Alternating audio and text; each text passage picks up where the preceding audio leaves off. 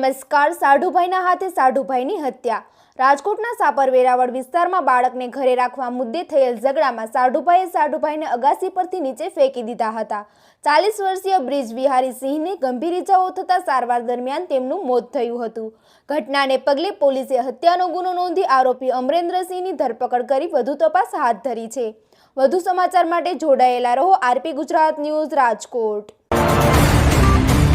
Sapar police station વિસ્તારમાં ઉર્જા industrial એરિયામાં જો મૂળ કુશીનગર ઉત્તર પ્રદેશના રહેવાસી છે એવા બે સાડો ભાઈઓ ત્યાં રહેતા હતા અને અહીં મજૂરી કામ કરતા હતા. પરિવાર સાથે એ બંને અહીંયા રહે છે અને 11 તારીખની રાત્રિમાં 10:30ની આજુબાજુમાં આમાં જે આરોપી છે અમરેન્દ્રસિંહ મહેન્દ્રસિંહ એ પોતાના છોકરાને ઘરે મારતો હતો તો છોકરો પોતાના માસાને ઘરે જતો રહ્યો.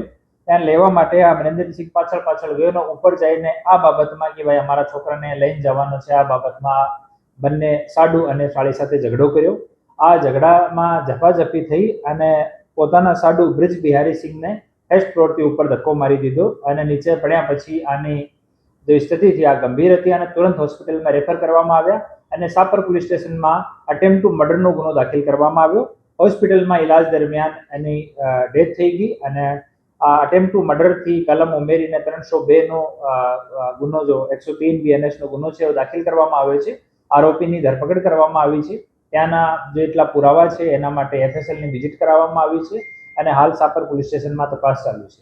આરોપીનો કોઈ ગુનાહિત ઇતિહાસ નથી અને પરિવારમાં જો મરણ જનાર છે એની વાઈફને પણ ઈજા થઈ છે તો એની ઈજા મુજબ આને કલમ BNS ની લગાડવામાં આવી છે.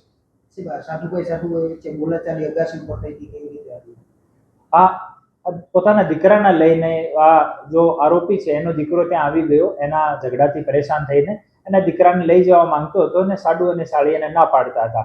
આ બાબતમાં ઝપાઝપી થઈને આ એગ્રેસિવ થઈને ઈંટથી આ બંનેને માર્યા અને પછી સાડુભાઈને ધક્કો મારી દીધો અને નીચે પડતા જ એની મોત થઈ ગઈ. મૃતક અને આરોપી કેટલા સમયથી અહીંયા રહેતા હતા અને મૂળ ક્યાંના વતની છે? શું મૂળ એ કુશીનગર ઉત્તર પ્રદેશના વતની છે અને આને 5 વર્ષથી વધારાનો સમય અહીંયા થઈ ગયો હતો અને પરિવાર સાથે રહેતા હતા અને અહીંયા મજૂરી કામ કરતા હતા.